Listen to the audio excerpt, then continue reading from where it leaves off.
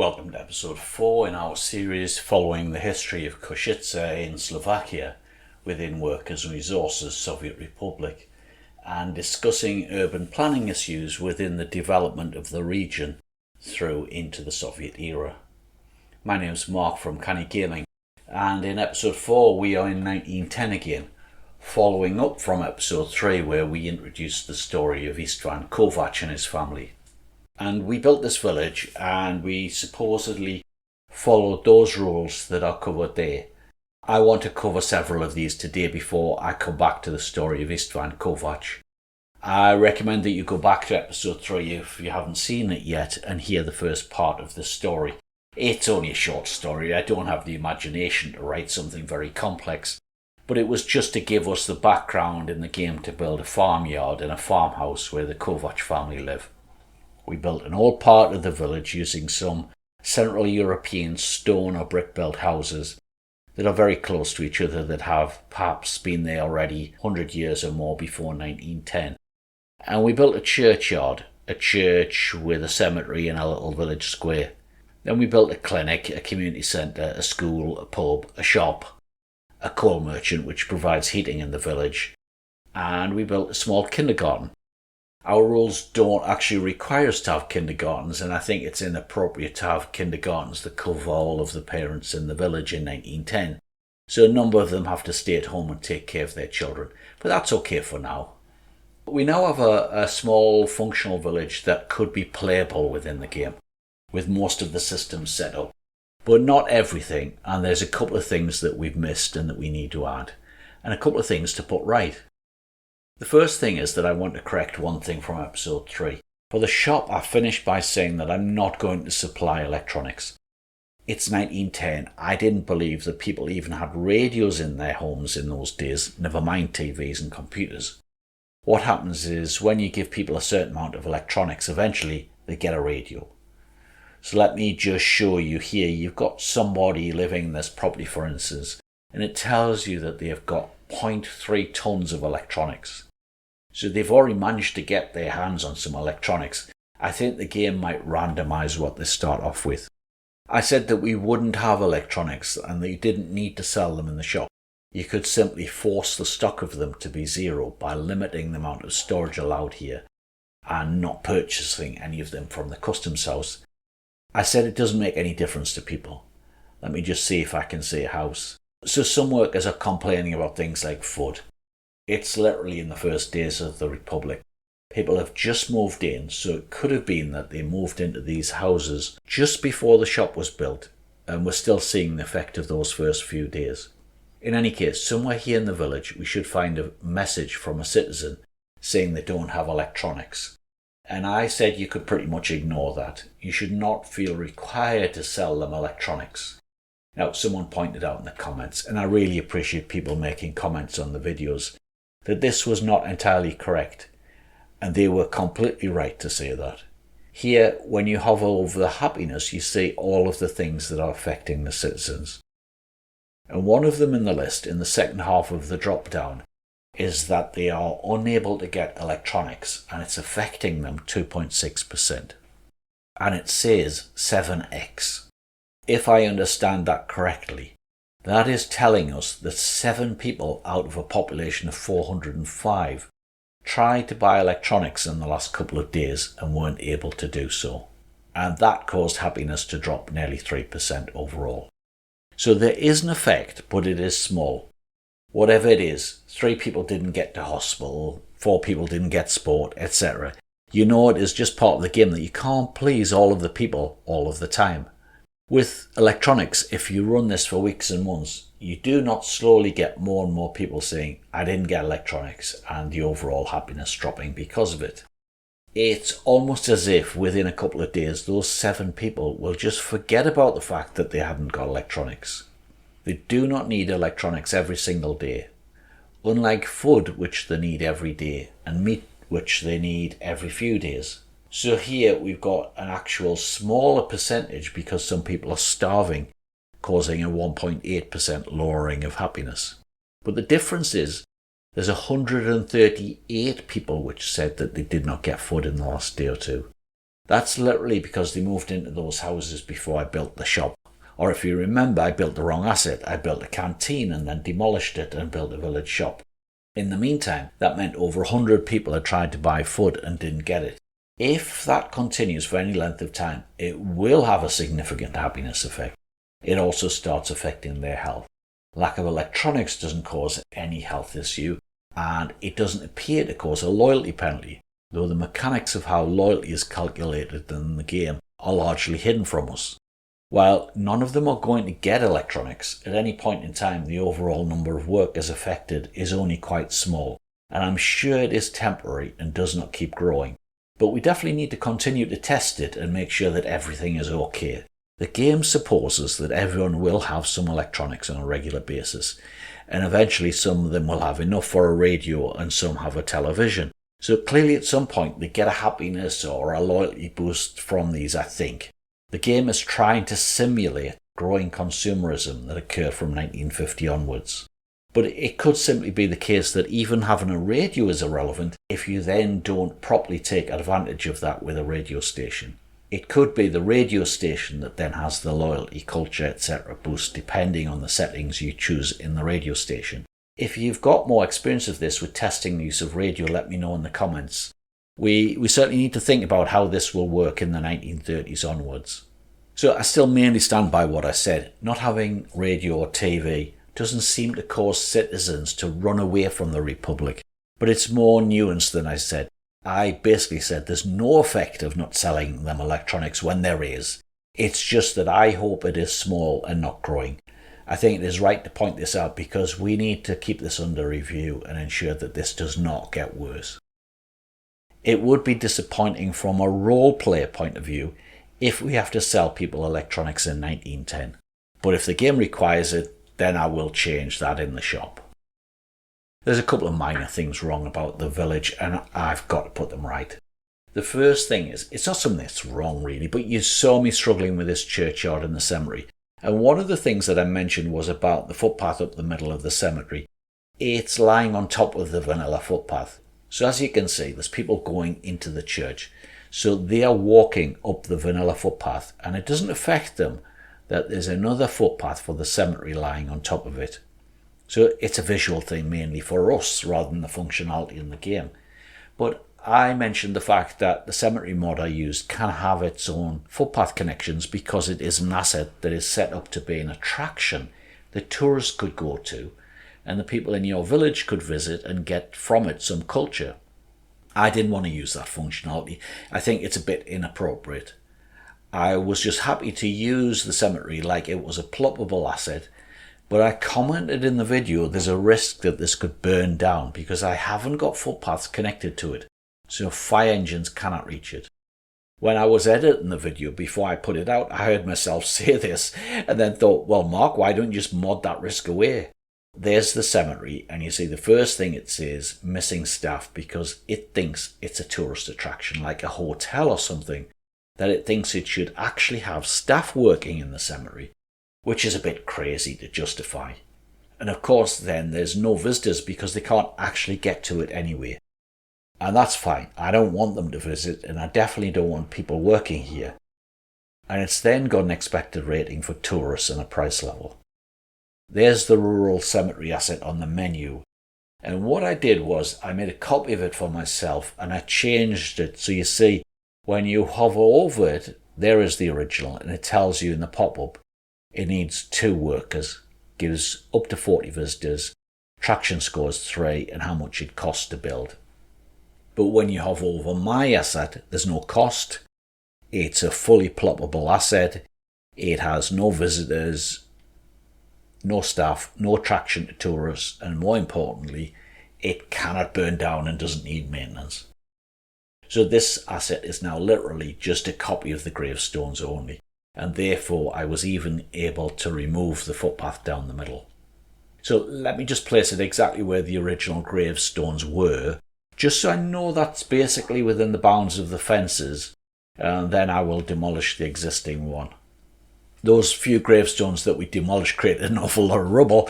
Good job our demolition people don't have to clear all that up. Once that goes, we should see just the new gravestones and there the footpath, now it's gone. So that's improved the appearance, and now we've got a graveyard which cannot go on fire and burn down. We shouldn't have to deal with that when it's there only for show. We are not using any tourists anyway, but even if we did, we weren't intending that any of them actually visit our cemetery, nor will we need to have the construction company come out and repair those gravestones in the future. I should have thought of that before I did episode 3. Now I'm turning around a little bit and we're looking towards the shop and the white building here, which if you recall is a coal merchant. Just before we look at that, you'll see that there's a tall tree placed here in the middle of the village square, which blocks the view of the street, the mud road that goes off to the right here. So let me just adjust the camera so I can look up that street, and now we see this house on the corner. The Make City function in the landscape editor has some risk involved with it in automatically placing a large number of houses all in one go for you with one click of the mouse.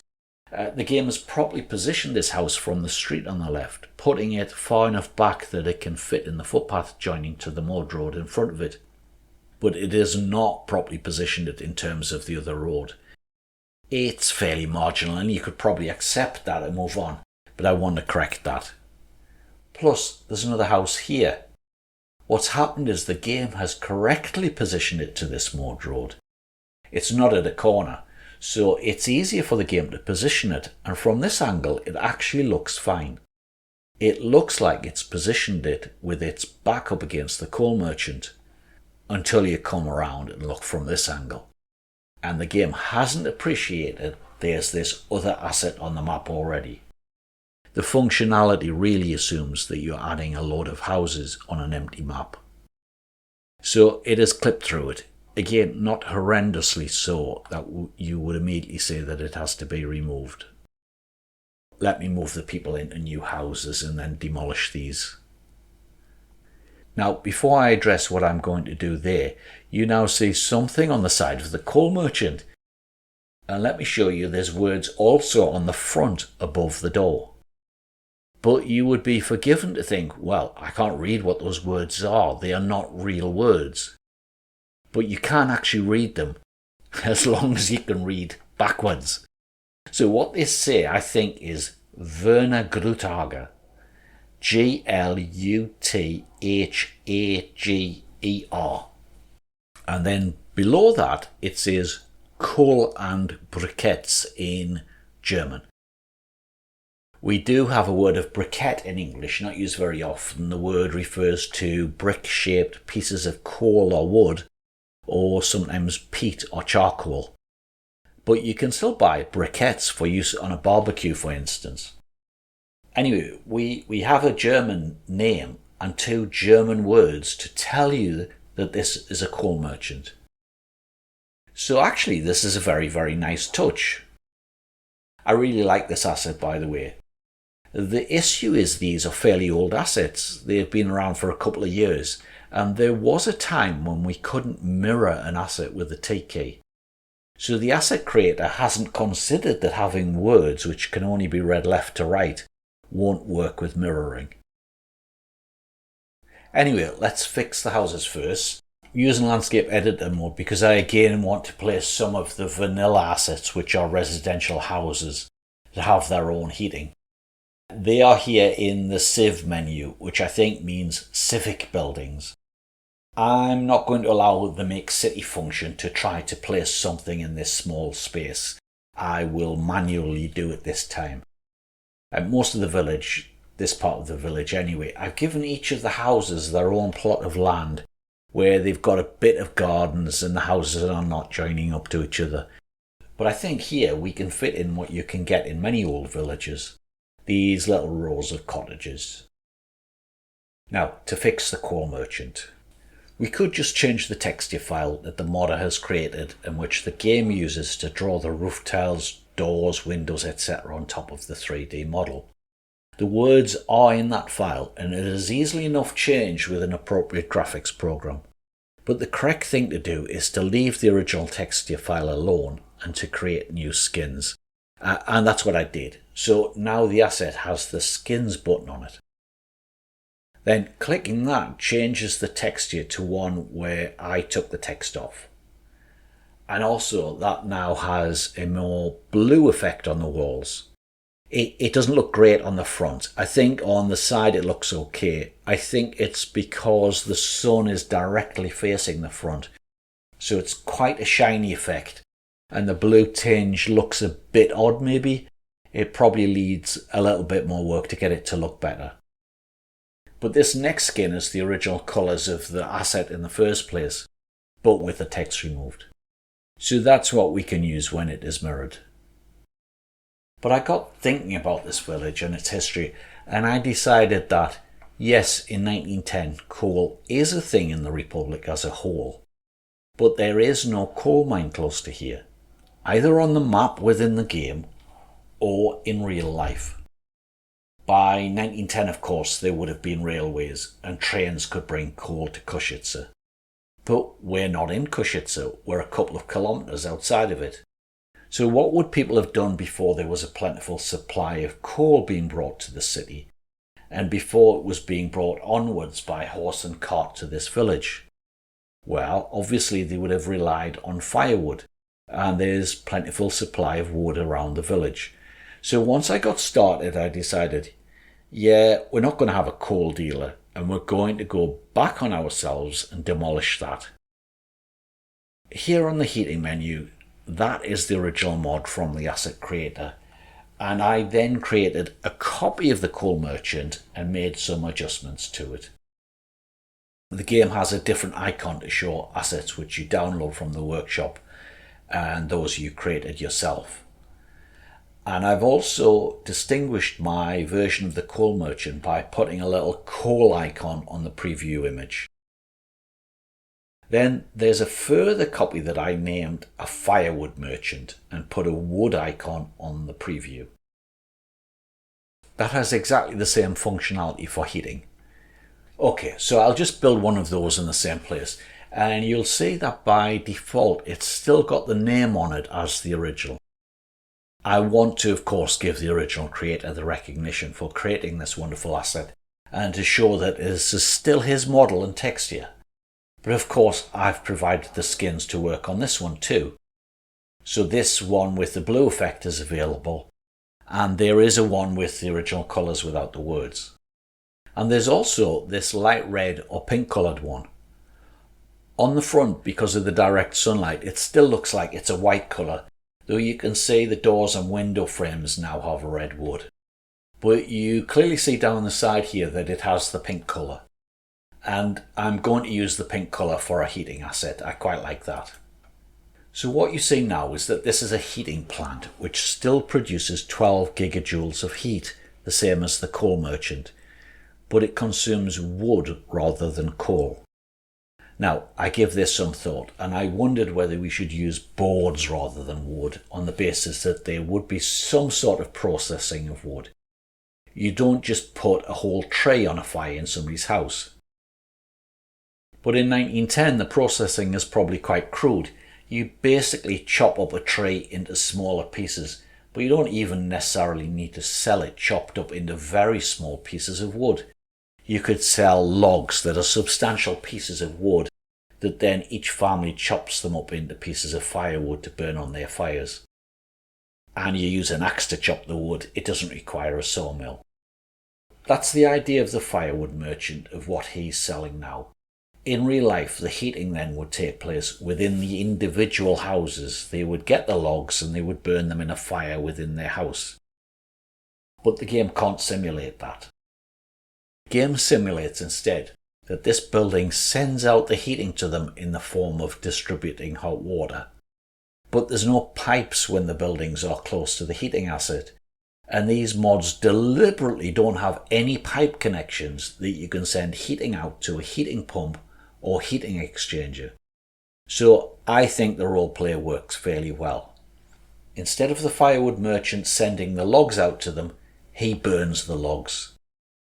You see that my thinking started off from just the words above the door that were the wrong way round and what to do about that. Though I hasten to also say that it is neither originally my idea to have a merchant selling heating material, whether that is coal nor even firewood. There is a completely different mod someone created for firewood. But I've ended up with a mod where I've now got the option to use either coal or firewood, and I have the skins with the different textures to have some variation in colours in the Republic. And I've done other things. I put more parking spaces, or what the game calls vehicle stations, where trucks can load or unload. There's 3 of them here because this asset needs quite a lot of traffic. By the way, the traffic does come in the building. The road here, as you see, connects to where those double doors are. And there's actually a tunnel in the building inside the model, which comes through into the back. There, you can see it. It's in the original 3D model that the creator designed. So vehicles can come through those double doors, through into this backyard, and park in one of these 3 stations to drop off wood. So the thing that it's mimicking also, which was quite common in the past, wasn't just that there's somebody who would have a shop selling firewood, but they would actually come around and deliver it to your home. So the coal or firewood merchant would have 1 or 2 vehicles, in this case horse-drawn, but later on trucks, open-hull trucks, where they would have the firewood loaded on the back and they would come to your house to deliver it.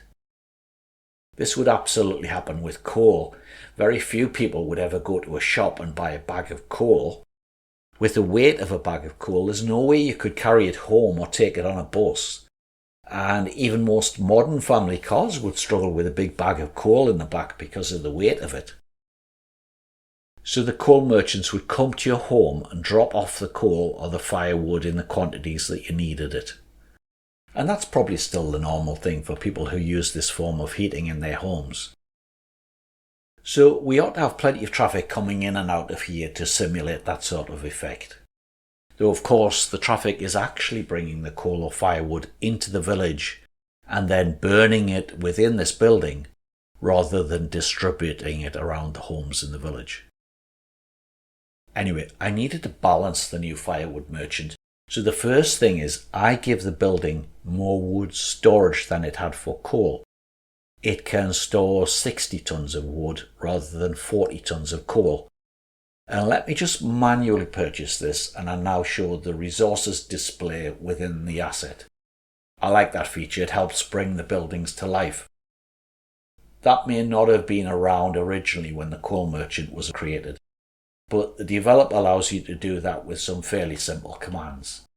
To me, it's a sort of thing that I really love about the game, is that some of these assets really come to life.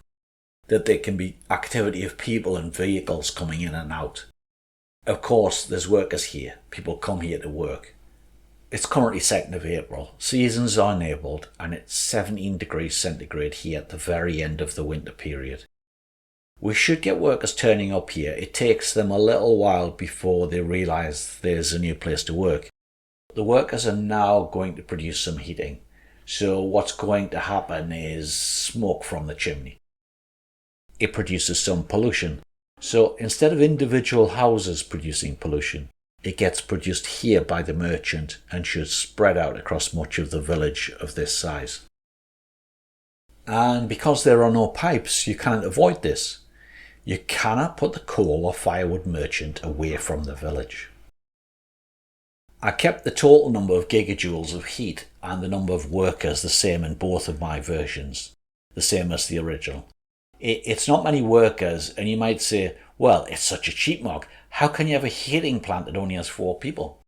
But look at this. If I go to the vanilla small heating plant, it produces 42 gigajoules of heat. These mods produce 12 gigajoules, so it is less than a third of the maximum output.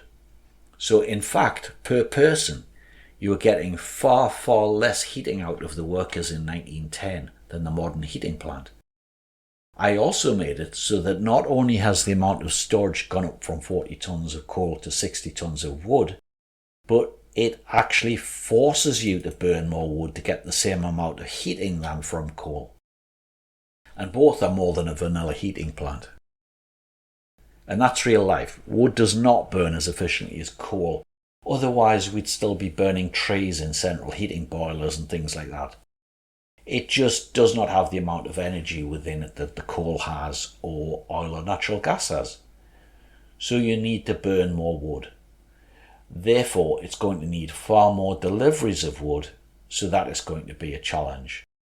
I'm not trying to make this easy. So, having said that we are not going to process the wood through a sawmill, we're going to just use wood straight from the woodcutter. We're going to need quite large volumes of it to be brought to this building to sustain the heating for this village. And I think it is sufficient and will maintain the village throughout the winter if it is kept supplied. I've tested it quite a lot over the last week, and it does work in a village of this size and probably even bigger to allow for some expansion. It helps, of course, that many of the houses in the village don't need heating anyway. Would it work as a cheap alternative to vanilla heating plants with modern apartment blocks with a couple of thousand people? No, it wouldn't. It just would not produce enough heat. So there's no way this is a cheat. It's not only that the heating is really inefficient, but the maximum workers of only 4 ensures that it will never expand too much. In any case, I think you would soon have problems bringing enough wood to it, though trucks instead of horse-drawn carts would definitely help. But it's just not going to heat enough water. The game fully understands the mechanics of heating plants. It understands that you heat a certain amount of water within this building that gets heated up to 90 degrees, and then it works out if that hot water gets spread out among so many buildings, each having their own small heating tank, and it has to go through a certain amount of pipes, etc. What is the result of that? It can't be fooled to get this asset to heat a city with a couple of thousand people. The fact that you need 4 people instead of 7 is actually far more of a penalty in the sense that 4 people out of this small village is far more effect than 7 workers in a city of thousands. I've got 414 people, so 4 doesn't sound an awful lot, but they're not all workers. We've got less than 200 workers, and we need them for other things.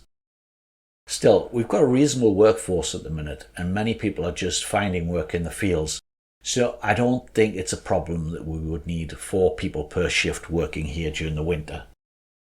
What is more of a problem is putting people on cutting wood in the forest. I'm just going to show briefly a new feature for you. I mentioned this in episode 3 that it was being beta tested and it's now being released in 1.0.0.5. The release versions 0.5, 0.6 and 0.7 together with a number of bug fixes. But this I think is the only new feature that's been added, or at least the only one that stood out to me. It didn't get an awful lot of publicity, but there's a tick box here that says closed if temperature above 0 degrees centigrade. So if I tick this and let the game play, I'm saying the firewood merchant is closed. The temperature is already above 0 degrees centigrade, so it should kick in immediately. Workers will finish their current shift and new workers should not replace them. New people should not start to work here. We've got a message that the building is closed. We also have a message saying the firewood merchant doesn't have any power supply. There's no power supply in this village at all yet. But I set the firewood merchant deliberately to work without a power supply. I've set this building and a couple of the others the same. I've had to go in and mod them and tell them what to do about electricity to cover this situation in an early start in 1910. The question I asked myself is, why would they need electricity power or something like this? All they are doing is selling the logs to the public.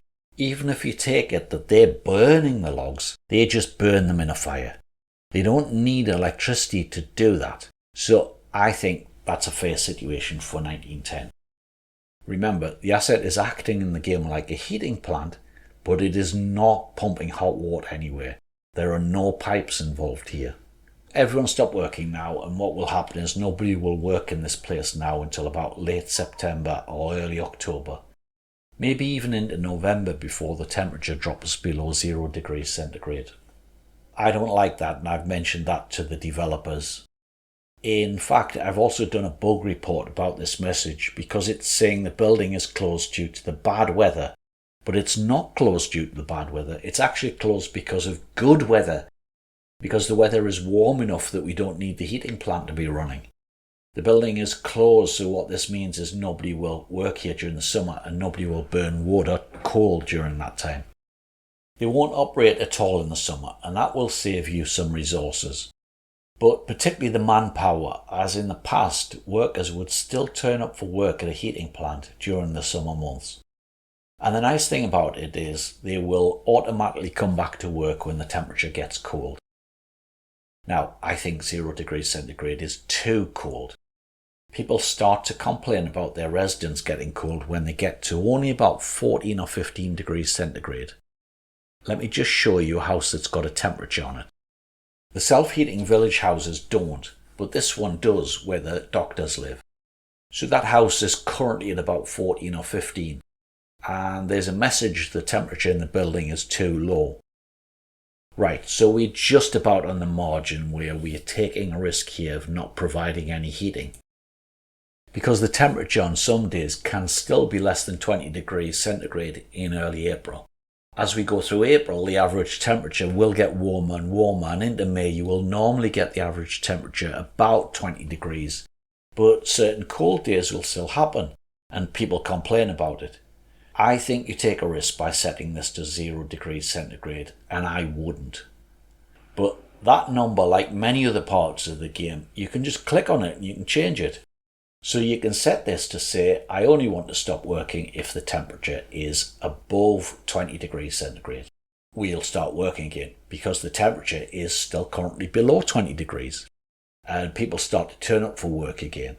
And we will start heating up that house for the doctors. And they will be kept happy for another couple of weeks. And more importantly, they won't get sick and stop working because people who are cold are much more likely to get sick. With that setting now, what will happen, instead of everyone coming back to work around mid-October or late October, they will come back to work maybe mid-September. And that's fine, because it's not just that you can have some colder days in October, it's also that you need to give the heating plant enough time to heat up.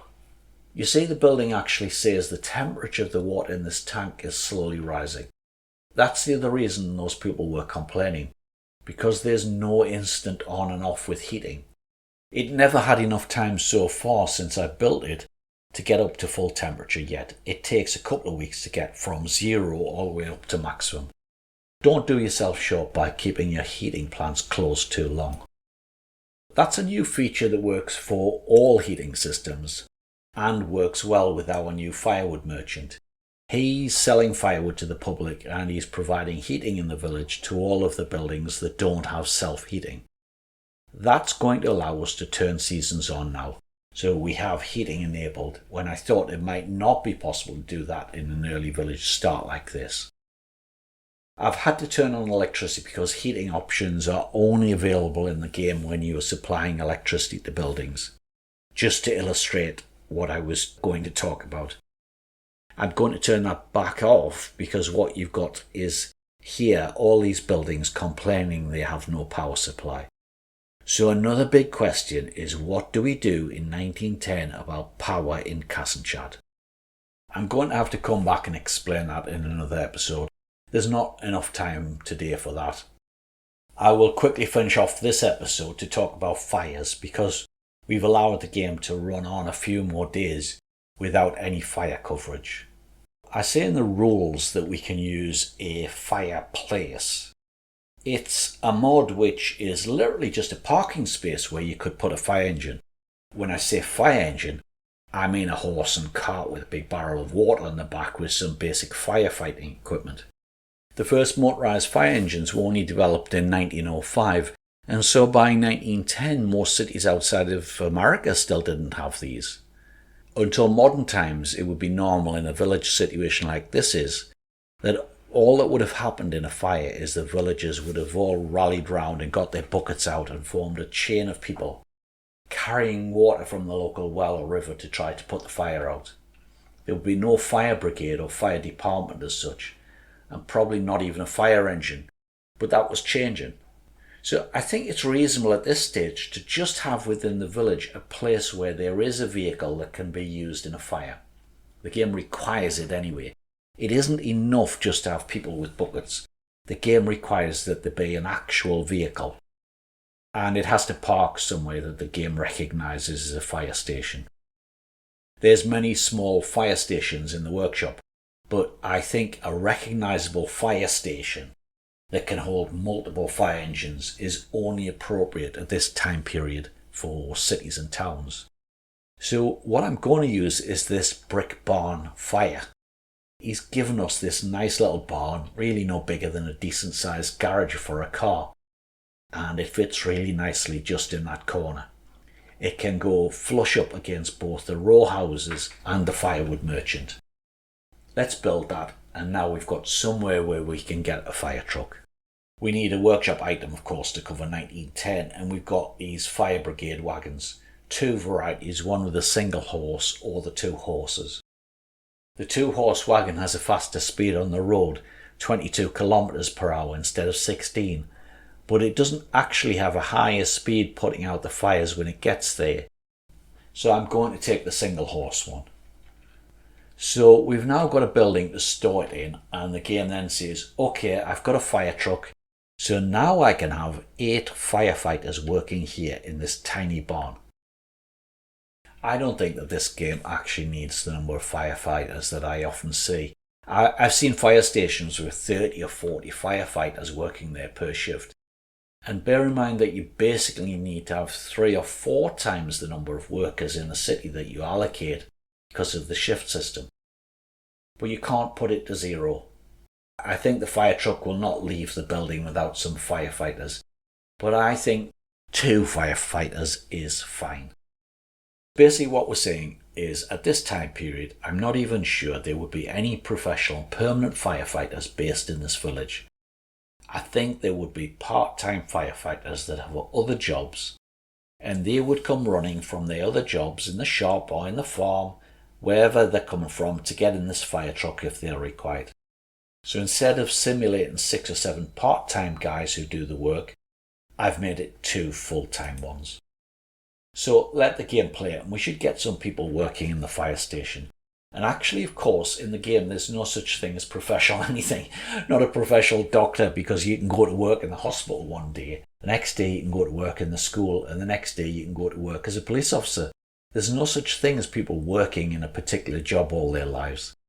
There, we've got a couple of people working there now, so you might say, well, we've only got 1 pretty slow fire truck and only 2 firefighters. That can't be right, Mark.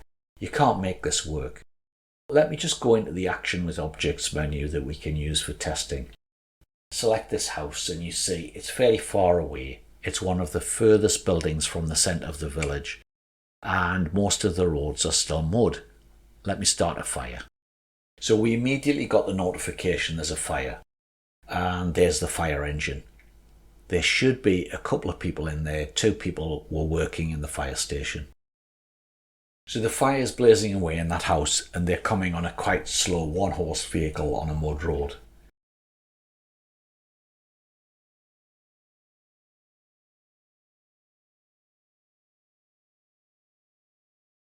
That fire's really going strong now, but here it is arriving. It gets to 55%, and then they put the fire out.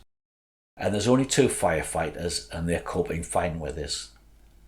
If they're here for any length of time struggling, what you'll find is there will probably be 3, 4, 5 of them. And then they're not just people who are working in the fire station. I think what happens is other people around the houses here join them and help put the fire out. It actually works perfectly with the idea that we've got volunteers who help out when required. Anyway, I think we have proved that we can have fires enabled in a village this size in 1910 with a tiny little fire station that is just a single fire truck and only has a couple of workers.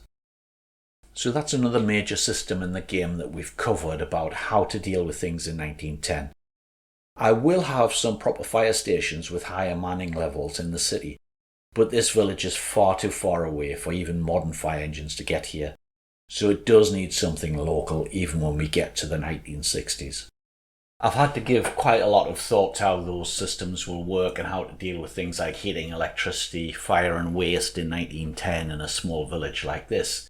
In the next episode, I will definitely cover water and sewage and maybe waste. I just need to record it all. Anyway, I hope you found that fairly interesting. If we didn't cover much of the history and planning, it at least might help people who want to attempt an early start. And if you want to use the firewood merchant or the coal merchant, then I am releasing these on the workshop and I will provide the link below. Or perhaps you're dealing with situations where you have areas with fairly small populations in your republic. For instance, how to deal with the situation of fire coverage in remote places. Do you need to build a fire station with 4 fire trucks and 40 people working in it? That sort of thing, to cover a coal mine that is well outside of your city. The answer I would suggest is probably not, though I think it's certainly worth testing how many people you need. It wouldn't surprise me if the size of the building that's on fire is a factor, and whether in some cases you do need a second fire engine, and that you need more people to deal with it. If nothing else, you've seen that it is possible to actually test this in a game. You can start your own fires and see whether your fire trucks will respond in time to get there and can deal with the fire, so you can try out different scenarios. Don't forget to like and subscribe or ask me anything about the video in the comments below. And thank you to those who took the time to make nice comments on the previous videos. That is really appreciated. There's a lot of work involved in doing this, so it's great to see people get something from it. Anyway, my name is Mark and I'm from Canny Gaming and I'm out of here.